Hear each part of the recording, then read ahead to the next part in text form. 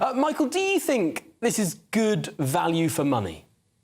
It'll be good value for money if it works, and that is the whole question. We've got to vote on the principle of it on Tuesday, the Rwanda bill.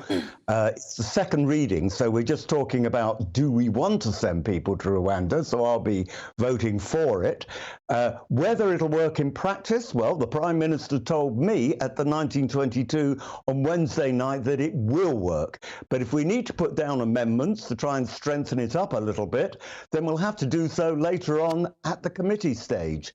But yeah, I tell you what though, Mark White's report just now was absolutely shocking, as you said, Tom.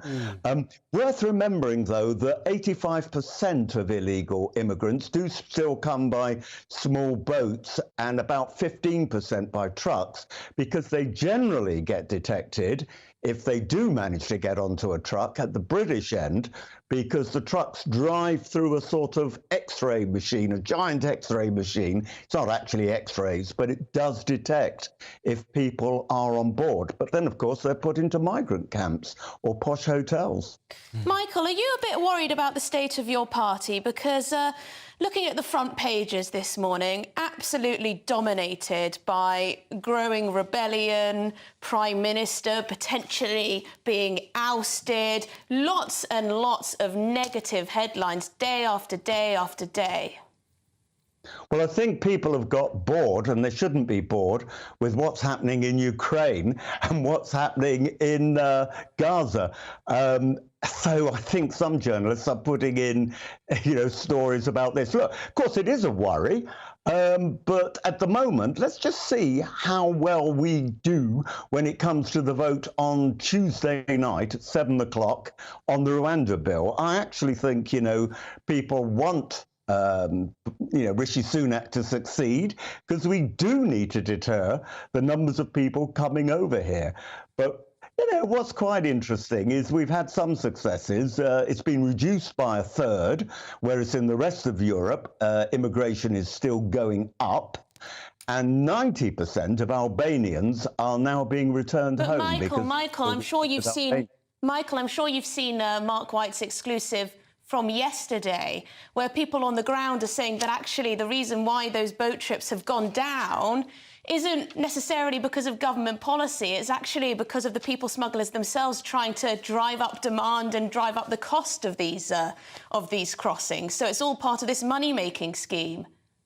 Well, I didn't actually see Mark. I normally have on my TV glued in my office. I think Tom knows this. It's sort of like permanently as all good MPs do, Michael. But I wasn't around yesterday so much, so I didn't see it. I was trying to drive back through driving rain to talk to a school in Burntwood in my constituency. Michael, let's just zoom in on what the Conservative Party has been talking about this week. There's been a lot of criticism over a tweet. I'm sure you've seen it. It's been the point of much discussion this morning. Yesterday, the official Conservative Party account posting a picture of a BBC newsreader putting a middle finger up to the camera. Here's the tweet.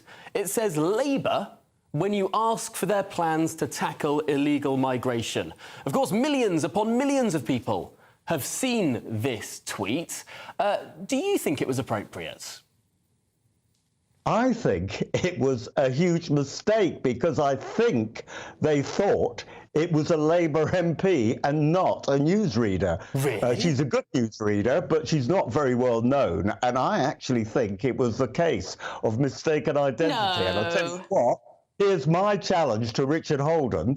You should fess up now. The chairman of the party. Chairman of the party, and say, we got that one wrong, because we actually thought it was somebody else. Michael, I have to say, the party has been digging in. They've been saying they won't delete this tweet because it raises an important point in their view.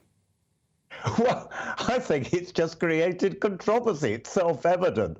I think, look, if you make a mistake, and boy, do I make mistakes. When I make a mistake, I mess up to them pretty quick, and people forgive me, because you know what? We're all human. And I think it was a case of mistaken identity. Well, it has raised the question of what Labour's illegal migration policy is. So that's a plus, I guess, for the Conservatives' point of view. And nobody knows, including the Labour Party. Well, thank you very much indeed for your time, as always, Sir Michael Fabric.